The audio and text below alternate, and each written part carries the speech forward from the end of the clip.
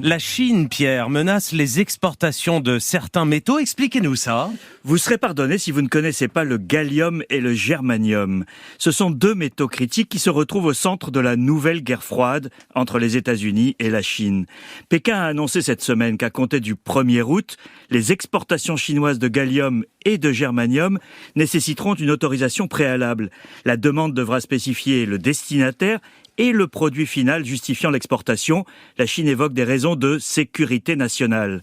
Derrière ce qui peut apparaître comme une mesure bureaucratique se cache une riposte chinoise aux innombrables restrictions et sanctions américaines contre la technologie chinoise ces dernières années. La Chine est de très loin le premier producteur mondial de gallium et de germanium, deux métaux indispensables, l'un pour la fabrication des semi-conducteurs, l'autre pour l'industrie spatiale. Pour comprendre l'enjeu, il suffit de lire le titre d'un article du quotidien officiel chinois Global Times cette semaine. Le contrôle des exportations de gallium par la Chine devrait frapper l'industrie de défense américaine. Difficile d'être plus explicite. Et pourquoi cette décision chinoise, Pierre ? La technologie est le principal terrain d'affrontement entre Pékin et Washington. Le bras de fer a véritablement commencé en 2018 avec l'arrestation à Vancouver de la directrice financière de l'équipementier télécom chinois Huawei.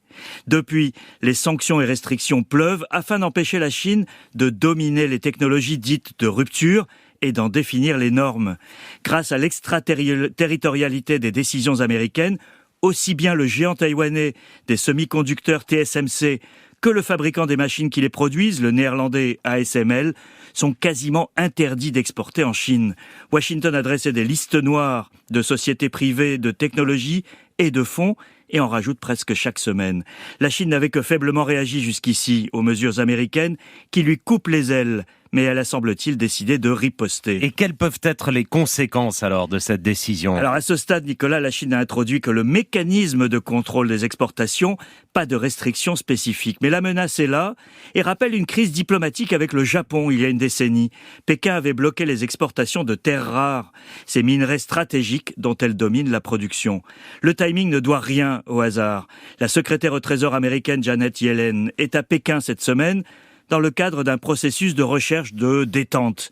La menace sur les exportations de métaux critiques est donc un argument posé sur la table de négociation pour montrer que la Chine a quelques arguments dissuasifs en cas de guerre technologique totale. La décision chinoise met en tout cas le projecteur sur une des contradictions actuelles, le contrôle par Pékin de nombreuses filières minières et technologiques indispensables au changement d'époque. Ça devrait inciter au compromis, mais rien n'est moins sûr. Le gallium et le germanium vont servir de test. Pierre Aski, merci.